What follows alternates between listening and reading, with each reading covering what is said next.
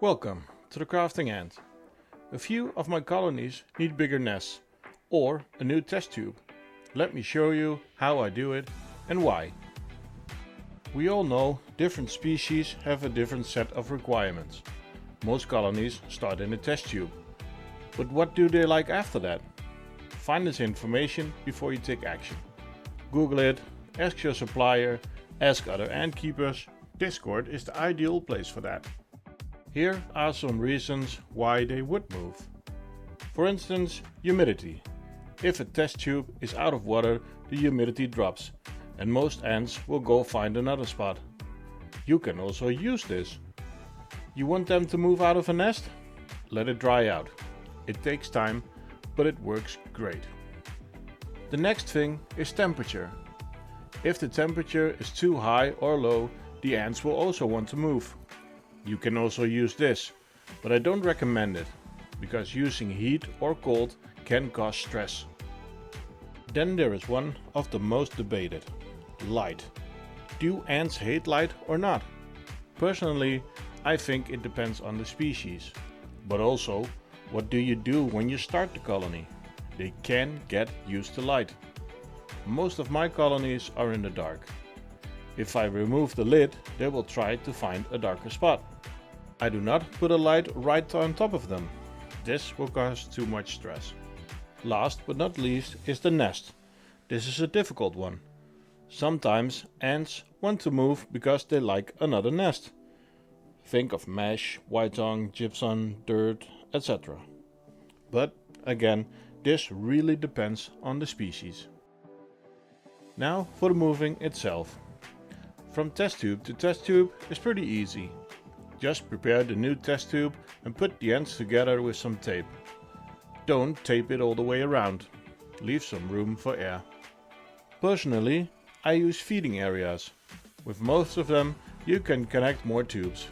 If the conditions in the other tubes are better, they will move themselves.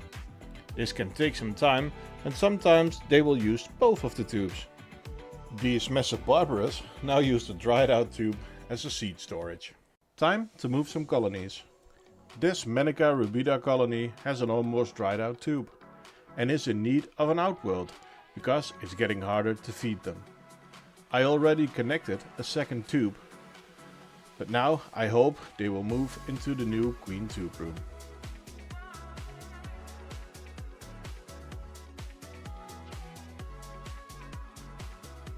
These ants will move for two reasons: humidity in the new tube and the old tube is in the light. I'm happy to see that the queen is calm. Manica queens can be quite manic. This move went pretty quick and I was just able to get this shot. Look how happy they are, and they have enough room to grow. On to our Camponotus Nicobarensis. Their nest was getting small and dirty. For a new nest, I picked a flex nest medium with a white tongue insert. As preparation, I did not hydrate the crushed lava under the mesh. The first 2 days pretty much nothing happened.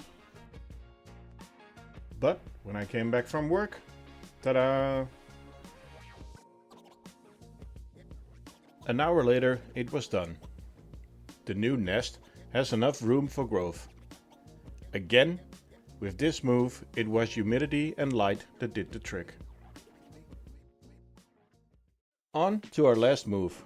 Our second Messor Barbarus colony are going to test a new medium mesh nest. The ants eat seeds, but seeds will go bad in a humid place. That's why this mesh nest had two areas.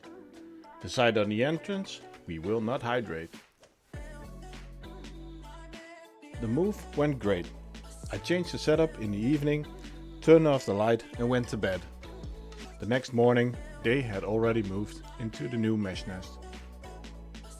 In the nest you can see the brood on the left, where it is humid, while the seeds are more on the right. They probably moved because of the humidity, even though they had a new test tube. Or it might have been the nest itself.